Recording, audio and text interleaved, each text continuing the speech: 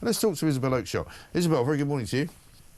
Good morning. I know what a depressing intervention that is by the Prime Minister. What people are crying out for is strong leadership. Right. And, I think people on all sides of the political divide generally appreciate strong, decisive leadership, even if they don't actually necessarily agree with all the sentiments of it. We want leaders that will stand up and basically make a position on something, Right. not appeal, maybe please, if I ask you very nicely, might you consider not trolling the Jewish community at this point by coming out and marching in the most offensive fashion on our streets?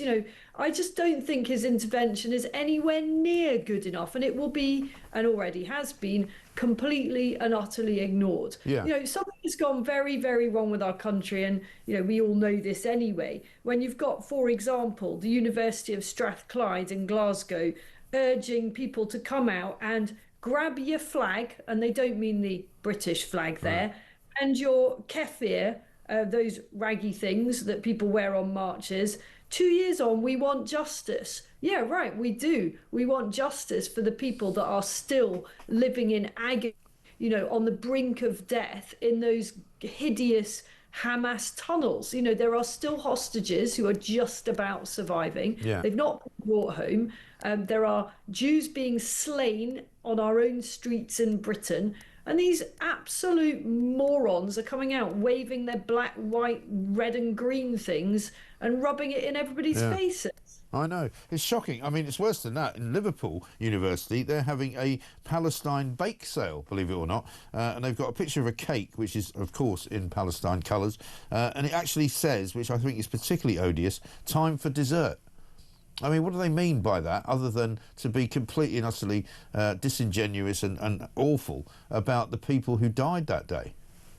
Yeah, it's disgusting. I am beyond sick of these flags on our streets. You've got likes of Gary Neville. I nearly said Gary Lineker because it's usually him. Yeah. Complaining about the Union Jack being divisive. That's basically what he's saying. I haven't heard him complaining about all these pro-Palestinian marches and flags. No. Why does that not bother him? I think those demonstrations and the continual waving of those flags that are not British flags is very, very dividing and creates an extremely bad atmosphere in our country. That's putting it pretty mildly.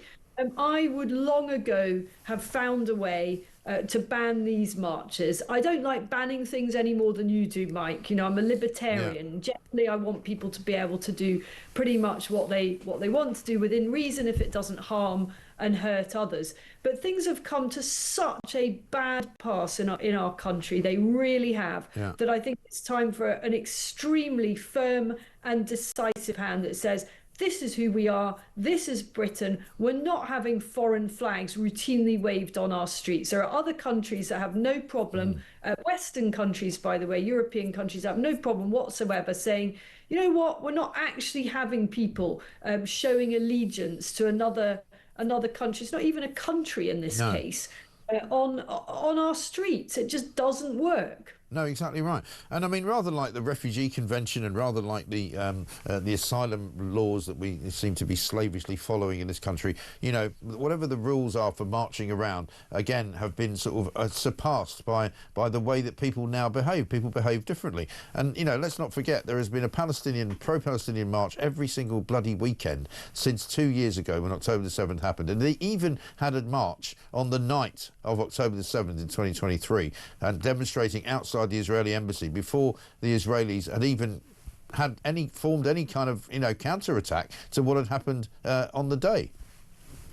We've got a headline now showing on Talk that says national shame, and every day at the moment seems to be a day of national shame for the UK. I heard you and Peter Blexley earlier saying, addressing these accusations that people like us that continually criticise what's going on are talking down the country. No, we're not. We are more ambitious for this country, for our country, than it should turn into this kind of toxic, massive, angry division that it is now.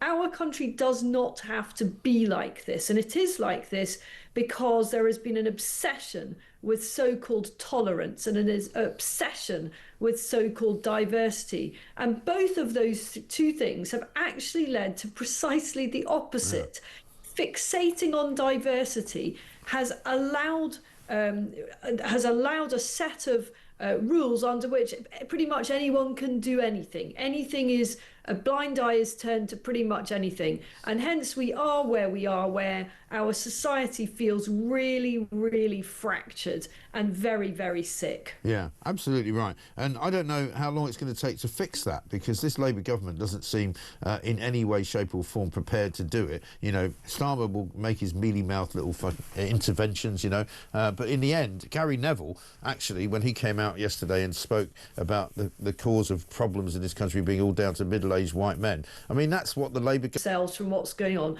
What I worry about is the conversations that are happening amongst disaffected, particularly men in working class communities, in towns and areas which have been so heavily blighted by mass uncontrolled immigration. I hear really worrying things about those people. I hear about groups of men that are basically on the brink of becoming vigilante because they are so exasperated, they are so disaffected. No one wants that for our country. But if we have another 3 years of this type of rhetoric, of these pro-Palestinian marches, and do you know what, I reckon these marches may go on even if a solution is found. Oh, yeah. Because these guys, you know, they really get off on going out and waving those stupid flags in our communities.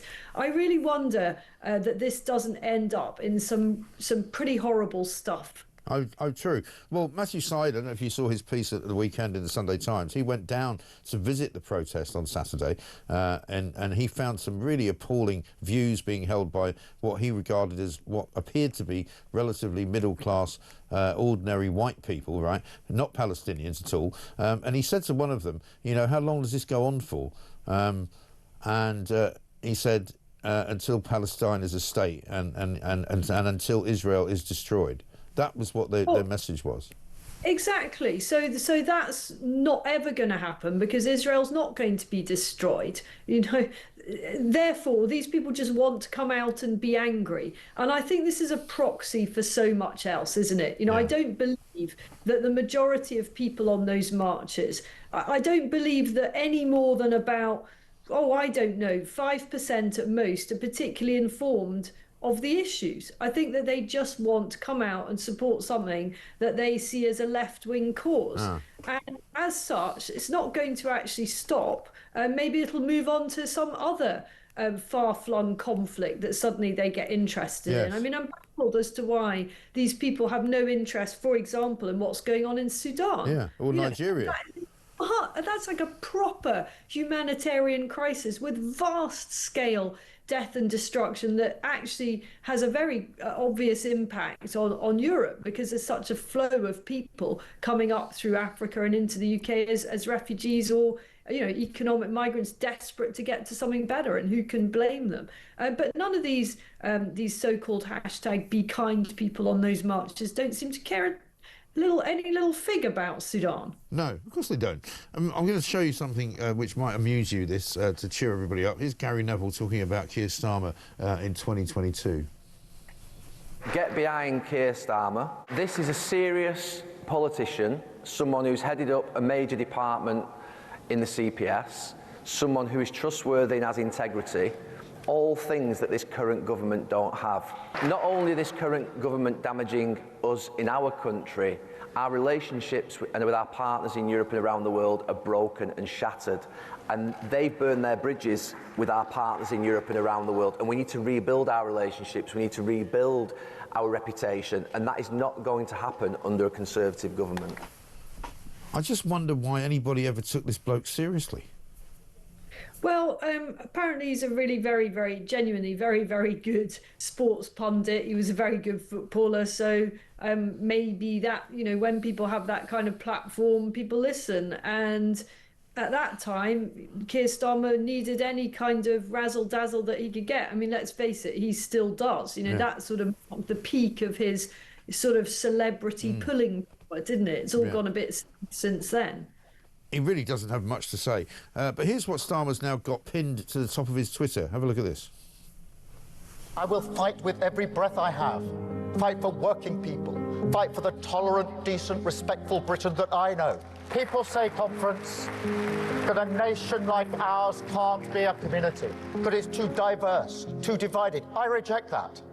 That goes against everything I stand for, everything I've served, everything I understand about this great country that I love. The purpose of this government: end decline, reform our public services, grow our economy from the grassroots, and with resolve, with respect, with the flag in our hands, we will renew this country until we can say with total conviction that Britain is built for all.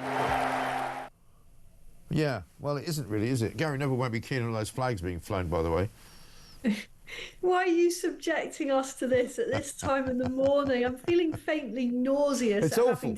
Well, because also the worst thing is he's trying to be like masterful, you know when you find men who just aren't and they try and it doesn't work. That's him. It does not work at all. Oh my, and I will fight with every breath in my body for all these things that he's not even remotely begun to achieve. It's all gone backwards since he's done. I kind of hope that he's going to be ousted, although on the other hand, he's so bad that of course it suits opposition parties if he carries on being ever weaker and ever more useless. Yeah. But for the sake of the country, it'd be good if he were ousted. But unfortunately, it appears that the people in that room that are all clapping away and waving the little flags, which they must have hated doing because it's just not, maybe Palestinian flags, and might have been a bit more up for it. They actually felt that that was a barnstorming speech and that Keir Starmer has reinforced his position. Yeah, I mean, it really is incredible. I mean, he's now not even... The thing they were clinging to until, I think, Sunday was that Keir Starmer was still the person that most British people thought should be the Prime Minister of this country. Now he's even lost that to Nigel Farage, who's now 1 point ahead of him, who was 10 points behind him only about 6 months ago. And I wonder whether that gap will widen. I mean, there's no doubt that Nigel Farage is, to use a very overused word, divisive. What I mean by that is that there is a section of society that just cannot imagine ever supporting Nigel Farage. They're deaf to listening to him. They simply won't. In their mind, they have an image of him that he's bad and awful and racist. That's their image, and they're not going to be moved from that. But I think that there's now a shifting middle of Britain that is very receptive to what Nigel Farage promotes and stands for, and actually has begun to realise that they totally got this guy wrong. They underestimated him, and they're putting so much hope in the party.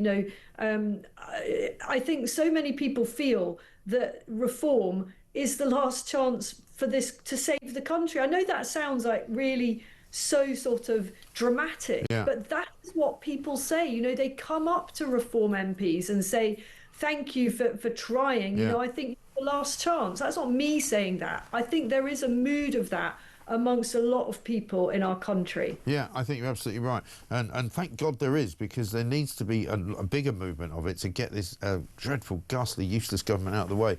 Isabel, great to see you. Thank you very much indeed. Isabel Oakeshott there, Talks international editor.